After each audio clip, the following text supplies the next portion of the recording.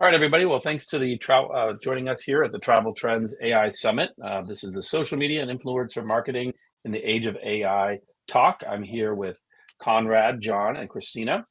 And my name's Stephen Otto. I'm the founder of Walks Tours. We're a global sightseeing tour company. The company's now Walks End of Hour Tours. So we run guided walking tours and attractions all across Europe and North America, and been around for about 15 years. And I'll just ask these guys to introduce themselves quickly. Conrad, since you're first up on my screen, go ahead. Yeah, thank you. I'm the CEO and co-founder of @Hotel. We built the first hotel booking platform on top of social media. So we're able to give really compelling hotel deals directly to our audience. And the reason we can do that is because we built an audience of over 70 million followers. We get about 4 billion organic views every single month by running essentially the #1 destination account for every major travel destination in the world. Well, you're the right guy to talk to about social media marketing. John, go ahead. Yeah, sure. Hey, everyone. I'm John Matson. I'm the president and COO of VacateU. We're a leading wellness and active travel marketplace. We have hundreds of thousands of users organically on that B2C site, but we recently launched a B2B AI-driven SaaS solution called TripFusion. It drives significant revenue for hotels that allows them to package together their ancillary services with their hotel stays into a single unified cart. So I'm both on B2B and B2C perspective here. Awesome. That's really helpful. Thank you. And Christina. Hey, everyone. Christina here. Greetings from Dubai. I'm the founder and CEO of Atlassic. We're a new startup that launched last year in 2023. We're the ultimate ecosystem for travelers, travel influencers, businesses, and tourism boards. Our B2C content platform helps travel influencers to monetize their exclusive content and guides. And very soon, in a few weeks, we'll be launching Atlassic Hub, where we focus on connecting travel businesses and tourism boards with travel creators, influencers, help them skip the middleman, and finally make working with creators easy, transparent, and affordable.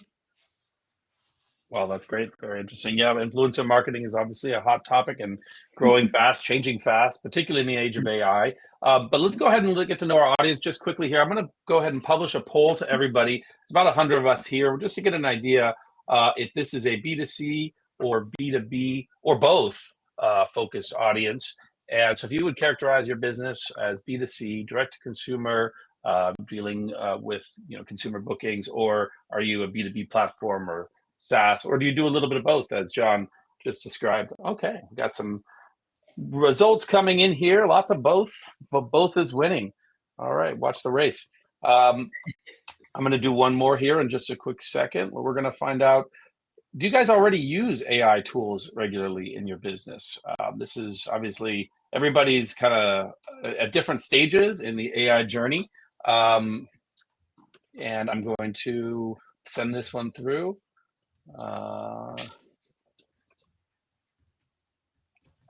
Okay, and here we go. Let's publish that one. So poll one, looks like we had about 50% of people here are both, and just a small amount of B2C. That's great. Interesting. Because I think everybody here has worked a little bit in B2B. And looks like we've got a good deal of people either regularly using AI or just getting started. So that's great. And only a few people haven't started at all. So to our experts here, what have you guys seen as the biggest change so far in social media and influencer marketing strategies since the advent of these more common AI tools? Anyone? Yeah, I'm happy to jump in. The biggest thing for us has been just the pure amount of leverage and scale that we've been able to add to our production. So, I actually in preparation for this, I asked my team all the tools that we're using that are new AI tools, and it was 15 different tools, and we're always testing new ones. But if you think about almost every single action that someone on our team is doing, from content creation, content scaling, content ideation, almost none of it's AI content, but it's all facilitated with AI. So if you think about it, the same way there's a lot of developer productivity increases with AI tools, we're seeing the exact same thing and we create about 1,000 pieces of content every single day. And that just wouldn't be at the quality that it is or the scale that it is without some of these new tools. Very cool. So actually getting quality and scale using the AI tools, a lot of times you hear, more quantity, but getting quality at scale is the trick. Christina, how about you guys? You work with a lot of influencers all around the world. Are you guys yourselves using a lot of AI tools, and how about the influencers? Yeah. So we internally obviously use many AI tools. My favorite is ChatGPT that I use like probably on every task that I do. I hope most of the audience does. But let me maybe bring a bit different point of view because from the perspective of travel influencers or influencers in general, I think that's a huge opportunity to offload a lot of work that they're currently doing and become more creative and have time to build relationships with the brands, create new ideas. That's something that I think still belongs to humans. Bringing the ideation and really cool innovative stuff. And I hope that influencers, helping them, AI tools help them with editing, with descriptions of their posts, with fine-tuning the content, etc. Things that took days and hours of their time. They became burnout after a few months and left the influencer job. Right now they can offload to a couple of tools and spend more time with the businesses and on topics that are more creative. Yeah, very, very good, very true. And what are you guys seeing, John? What are you seeing are the use cases for? Christina mentioned ChatGPT. Obviously, GPT has a lot of features, getting more and more by the day, it seems. What are you seeing that are kind of creating dedicated GPTs in particular for the content and social media influencer marketing side, but in general as well? Have you guys experimented with that? We have definitely, and we have as a team, dedicated GPTs for different kind of tasks that we would share generally, but also to kind of, to probably echo Christina and Conrad and what they are likely doing. We have dedicated copywriter GPT, a dedicated brand manager GPT. We do an operational GPT. Literally, I'm just checking against every clause I want to recheck myself against in a contract for partnerships or something like that. Is if you anonymize that and use it for that, you're going to get a scope of work done way faster, or a partnership contract done way faster. And just generally also, I even use it for like strategic gut check. I have actually like a mentor GPT, which is wow. I would never replace any of my human mentors with. I would never ever. You're never going to get that same value. But the small gut checks I wouldn't want to text them about. You know what I mean? It's like, given my situation, what are the pros and cons of this like fundraising approach, or this type of copy that I'm thinking, or this marketing strategy I'm considering. You can get a lot of value out of just like a small gut check, and then you're asking smarter questions every time you go to the people's whose time you really value. But those are a few examples that we've used actively. So if John's leadership goes on the call, close your ears. How are the influencers using AI today, and with the advent of the AI-based influencers? So we've talked a bit about kind of the content side, maybe some of the chat side, but what about a fully AI-based influencers? Are you guys seeing this, and is this an opportunity? Is this a threat? Yeah, maybe I can start on this one.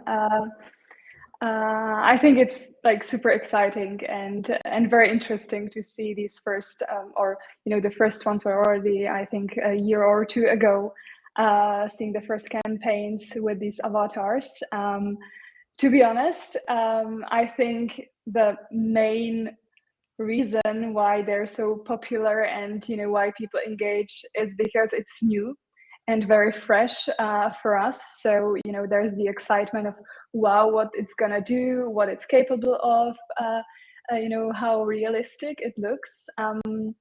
I still am a believer that the true kind of human relationship and connection will be done through humans, and that influencers won't be replaced in bulk by thousands and millions of avatars, because once it's gonna get at scale, I think or hope that it's gonna stop being so maybe interesting, and we'll get back to the roots of kind of being really interested and seeking for the human connection.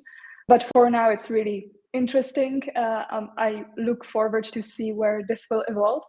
I think nobody knows, and we can guess and predict and have different opinions about it. But only the time will tell if this is going to be really the future of travel influencing, or influencing in general, or we'll stay human. That's a fascinating topic. Do you guys agree? Go ahead, Conrad. Yeah, I'll piggyback on that, where I think had these AI influencers came around, let's call it 5 years ago on Instagram, they would have crushed it, because Instagram used to be a place where you could just stand on the hill in Santorini with a red dress and people would like that. The audience no longer really cares about that overly manufactured or perfect shot. And at least, and what really actually sells and drives influence, because there's a difference between having reach and having influence, is a connection with an audience over a specific topic or a specific personality. And so we just seen so much of just how the authenticity and the voice matters a lot more. And, at least right now, obviously the future has a lot of exciting things ahead of us. But right now, all of the AI influencers are mostly either photos or videos where they're basically doing a deep fake on an existing piece of content. Not to mention the copyright stuff that's going to come out.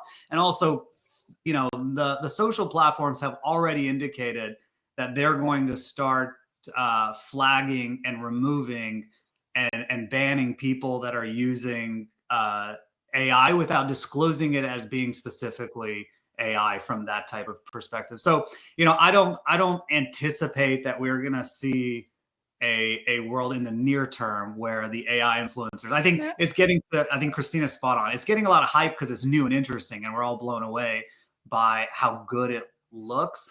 But I think most of this is just the hype because Business Insider, I believe it was, did the article about one influencer making 10,000, which is backed by an agency. And I highly doubt that number is fully accurate if it wasn't for an agency probably funneling their own budget towards it. True. Yeah, I totally agree. It comes down to a unique perspective or not, right? And whether or not that's actually going to be resonating with people. And the question is, if it wasn't for regulation, the question is whether or not people could be tricked into that connection, right? If the deepfakes got better and better and better, but I do think that regulation will inevitably play a role in how we end up monitoring and protecting our interests against AI influencers as more of it as a thought about avatars as opposed to just an influencer. Absolutely. And to your point, if you are having a deepfake where you have a unique voice and a unique opinion, and you're different, and the face is just not you, that's legit. That might actually happen because that actually is a perspective. But what we mostly see, what people are talking about, are just kind of edited, fashion shots. Yeah, I agree. And I think go ahead, Christina. Just quickly, when we're all, I think, into travel, and I think when it comes to travel, the trends for 2024 are very clear. That it's about authenticity, about local culture, about immersing yourself into what the destination is really about, talking to locals, getting to know the hidden gems, and really being the one that discovers something new and shares it on social media. As I'm kind of the first one who've been there. I cannot imagine an AI avatar doing that for now. Let's see in the future. But now when it comes to travel, social media, it's gonna be this year about authenticity, about when we talk about Paris, not only showcasing the Eiffel Tower, when in Dubai, not showcasing the Burj Khalifa, but spotting the locals and the culture. Agreed. And this actually segues really nicely into the next question for you guys. Before I jump in that, we've got about 4 minutes left here. Feel free to use the Q&A button. We've got a little bit of time after the session that we'll continue answering those Q&As. So we will do that right when the clock ticks down here. So go ahead and use that. What ethical considerations should businesses and influencers be aware of when using social AI for their marketing and social media marketing in particular? Obviously, this stems right from what you were saying, kind of the flip side of it. And how are you guys thinking about it?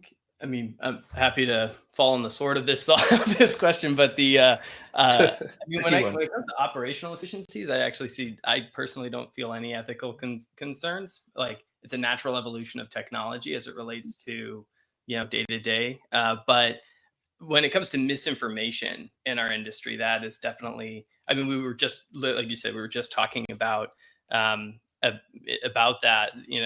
Tourism, though, plays a role geopolitically, but I think that's when it becomes a concern, I think. But if I had to place like 80% of my ethical concerns for AI on something that, or most of my concerns on ethical topics around AI, I would be much more concerned around ideological propaganda or other basic human needs and human rights violations. And so that's where I would focus my ethical concerns. I don't see a ton in terms of marketing a destination per se, but I'd be curious if Conrad and Christina have any additional perspective.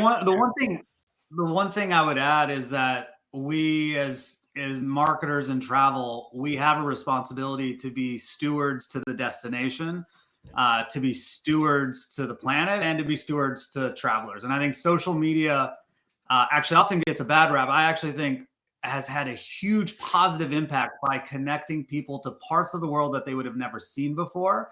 It spreads out tourism everywhere through different countries. It also connects people to cultures.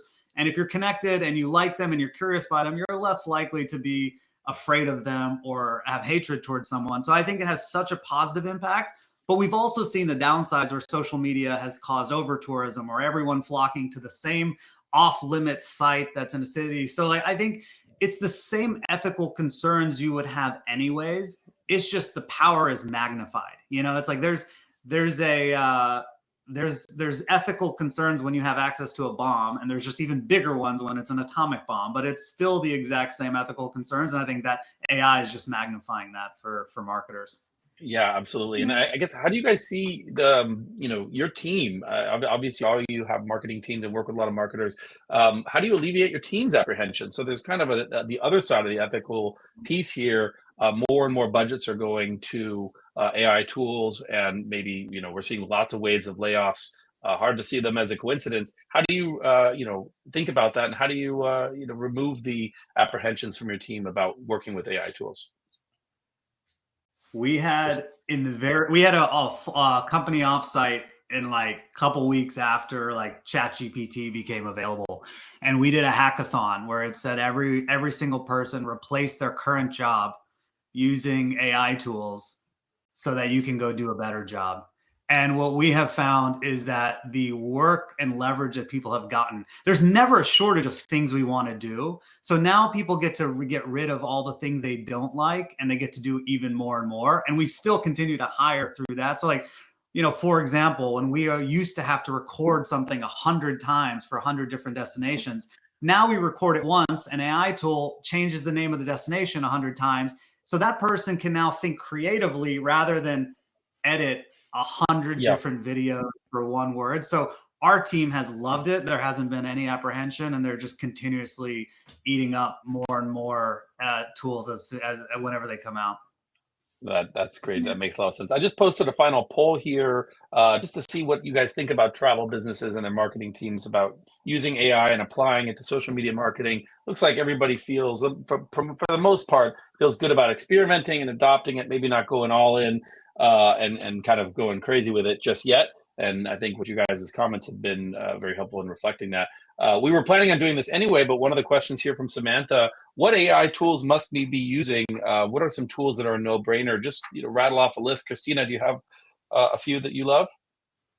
I would keep it simple and just, buy the monthly subscription on ChatGPT, create your GPTs for writing your copy, for, drafting your, terms, emails, LinkedIn posts, you name it. Put all the historic content there so that it's authentic. It sounds like you. I really am allergic to replies and emails that smell like this is ChatGPT generated. So, be human, be personal, but still do it through AI tools and save yourself time. But a no-brainer for me is ChatGPT Pro and custom GPTs. How about you, John? I won't go into any of the deep stuff about building with LLMs, but on like out of the box tools, ones that I'm excited to try. I haven't tried Opus Pro yet, but I've been hearing pretty interesting stuff about that in terms of like automatically cutting up a 10-minute video into 10 short clips, and being able to edit off that. I've used 11 Labs for audio overlays, or like Descript and CapCut has new kind of AI features in there. But like, I would definitely say, if as marketers, like getting more generalist is, I think, valuable now, because everything you can be more and more enabled. So get really good at Zapier and start thinking more strategically, broadly across your whole marketing mix and 4Ps and all of that. But these tools, I think, like Zapier is a good example of something that makes you think about, how do I stitch these different tools together to accomplish a more broader goal? And I think that's how I think marketers can start to look. If anybody finds a good solution on aggregating data across systems for like budget allocation or analytics as it relates to marketing, I haven't found anything that's good out of the box yet. Everything feels like I still have to build it myself. So you kind of have to build. Yeah, SageMaker is great for that, but you're going to spend some money on it. How about you, Conrad? Anything we should all look at before we wrap up here? I mean, the first thing I would do, because I think it's so specific and there's so many tools coming out every day, is just look at every single workflow you have, even if you think it's impossible to be done better, and just type into Google like AI tool that, and just say exactly what you do, because there's so many more than you could imagine. But I think a few, obviously all the open AI stuff like ChatGPT, and having what John said, a custom GPT for every function within your business and your brand voice and your marketing is a no-brainer. Obviously, like the Midjourneys of the world and things like that. But I think for audio, 11 Labs, as John mentioned, is one that we use a ton. For video creation, Adobe Firefly, we do a ton of stuff using that as well.